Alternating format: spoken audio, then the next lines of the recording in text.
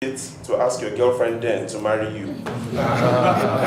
Were you scared? How much do you have in your bank account then? And most importantly, in your opinion, what should a young man really look for when it is time to marry?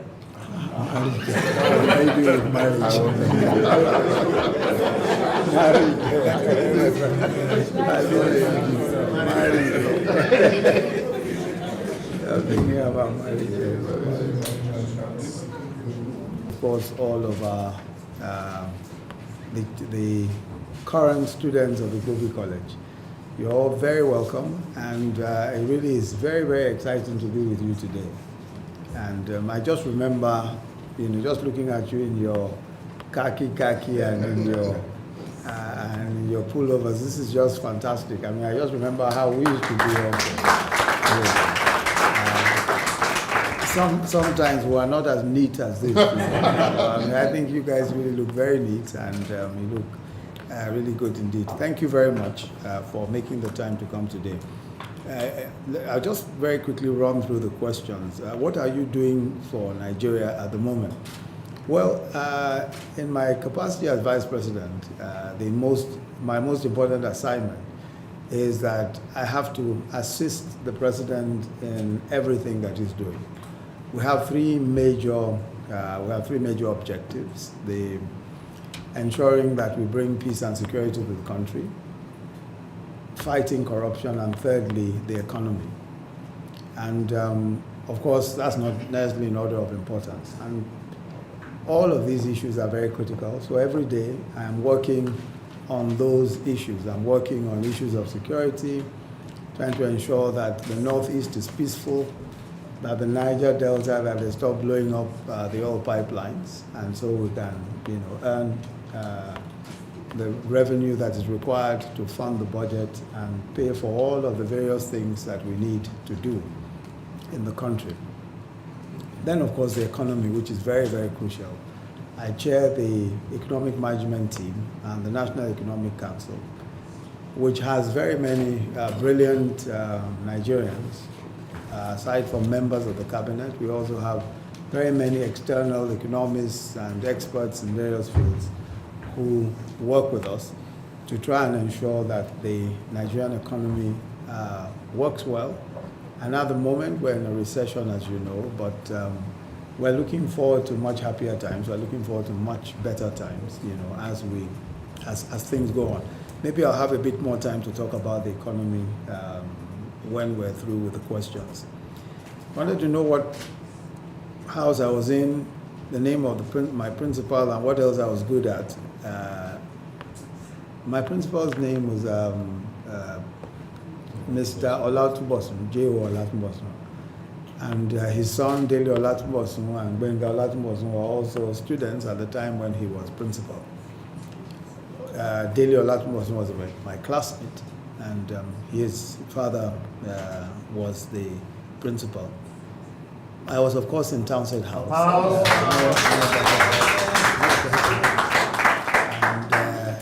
I wasn't much of a sports person or anything. I tried my hand at a few sports, wasn't particularly successful in any one of them.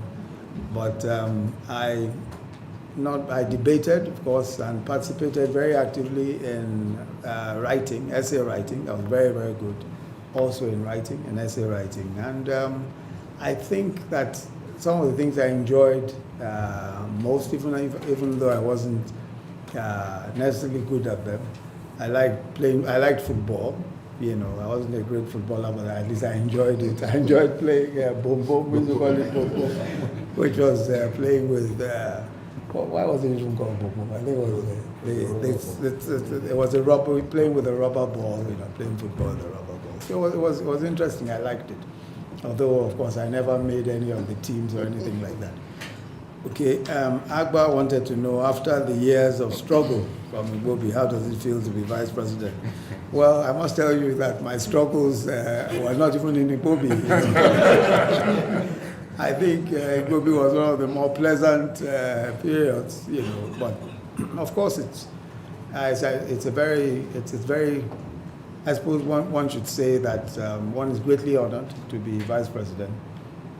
Very, very greatly honored. Of course, it's also a very, very major responsibility. I think that for me, the most important thing every time is that I say, to myself that if somehow, by the grace of God, you find yourself as the number 2 citizen of your country, then you have a very, very grave responsibility indeed. A responsibility to discharge those responsibilities as faithfully, as honestly, and with all of your dedication and all the commitment that you have. So it's a nice and pleasant feeling to be vice president, but I assure you that as you see that my hair is very, very gray, it is also a reflection of the grave responsibility that one has to assume being vice president. Okay, then there are a few other questions. Bill Gates and Mark Zuckerberg actually dropped out of school, and today they are rich and successful. Well, the first I think what to bear in mind is that you have mentioned only 2 people. That's a very, very small minority, and one shouldn't take risks like that. That's a very bad risk. That's a very bad risk to take. If you can only mention 2 people who dropped out and are successful, and then there are hundreds of thousands of those who didn't drop out who are successful, I would just suggest that you complete school and get a very sound education before anything else.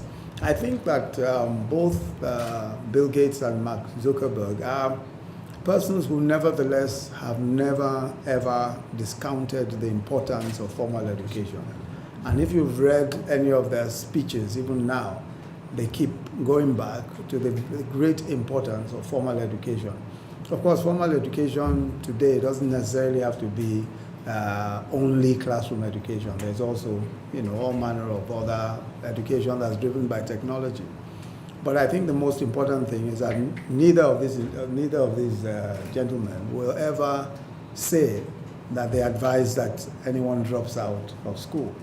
So I think that education is absolutely important. I think that first it gives you confidence when you're educated. It gives you a worldview that is sufficiently wide and deep to be able to understand the various things that are happening all over the world, and also to be able to appreciate the differences in people, the differences in ideas, ideologies, and those kinds of things. And I think that sometimes when you're educated, you are not narrow in your thinking. So you may not be, if all you have ever done is to be a technology guru, you may not be educated enough to do anything else. But I think what education gives us, what a good education gives you, is a wide enough ambit to be able to practically do anything. So you can be a technology expert, you can be a politician, you can be a judge, you can be a lawyer, engineer, whatever else. So I think that education is crucial. It's very, very, very critical. What sort of activities can a secondary school student do to make money? Well, first, let me say that today there are more opportunities than ever before. And I think that in our days, it was probably even more difficult than now. One of the things I've seen is that there's so much happening in terms of technology that you can do. And even just looking at some of the opportunities that are available online. For instance, I know that practically anybody today can trade in stocks and shares, especially when you're able to read and understand some financial literature. As a matter of fact, in some schools, I know that in some schools, especially schools abroad, the young people are introduced very quickly to trading in stocks and shares. In fact, there are some platforms that are dedicated to young people, and you can start trading with very, very small sums of money. What this does is that it allows you first to understand the international system, It allows you to understand the international financial system. It allows you to understand how people all over the world do business, how they trade, why some companies are successful and why some others are not, and all that. And some of these online platforms really assist. They really assist you to understand these things even when you're very, very young, because they're actually designed for young people. So I think that one of the very important ways of making money and even planning to make money for the future is really the online stock trading platforms and those kinds of things. The other thing is that there are so many opportunities to participate in competitions, again online. Essay competitions, reading and writing competitions, poetry competitions, there's so many of them. And many of them have very good rewards. So if you hone your skills, you can actually become quite successful doing some of these things. So I think that there are always opportunities. The other opportunities, of course, are when you're on holidays, trying to do some work somewhere, offer your services somewhere where you can earn a little money. I don't know how easy it is these days, but when I was in secondary school, I did a lot of holiday jobs. Some of them were very tough. Some involved at some point I actually was selling tiles, for a construction company owned by my uncle. So I actually had a catalog of the tiles, and I would go down, on the corridor road at the time. They had all these construction people who sold construction materials, and so I'll show them.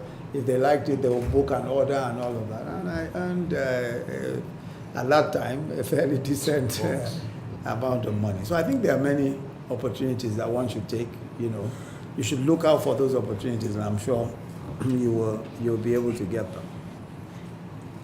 If there was only one thing, I'm not so sure how many hours of sleep do you get on average? Well, I think roughly about 4 hours of sleep. Roughly about 4 hours. I think I'm, on a very good day, I'm able to sleep maybe 5 hours, but most days it's probably about 4 hours of sleep. But that's not necessarily on account of the job. I find that I work better, at night. And again, during the day, I have so much I'm trying to cope with. I have visits like this, but I still have to get the work done. And I find that I work much better when I'm undisturbed in my study at night. I can do much more. So it's easier for me to spend a bit of time working and then catch a few hours of sleep. But 4 hours of sleep is really quite good for me. And over time, I found that it just works perfectly. How easy was it to tell your girlfriend then to marry you? Were you scared? How much did you have? Yeah, was I scared? Someone even asked how much did I have in my bank account. But well, it wasn't particularly difficult. As a matter of fact, of course, I'm still the lady who it was. I'm still married to her, and I pray that I'll be married to her for a lifetime. But actually, it wasn't very difficult at all. Frankly, I don't even know why it wasn't difficult. But I think I had made up my mind. In fact, the second time actually that I spoke to her, I knew that she was the person I wanted to get married to. And so, subsequently, in a matter of months, I simply asked her what she thought about getting married to me. Fortunately, she agreed, and the rest of it, as they say, is history. But again, I really wasn't scared at all. And I think that when you do find the right person, I'm sure that it won't be difficult at all for you to pop the question and expect to get a favorable answer. But I must say that shouldn't really be your concern. At this time, I think there are a few hurdles to jump now before you start worrying yourself about this very, very serious matter of marriage. But I think that's about it. Yes. Thank you. Okay, thank you very much. Is there any other?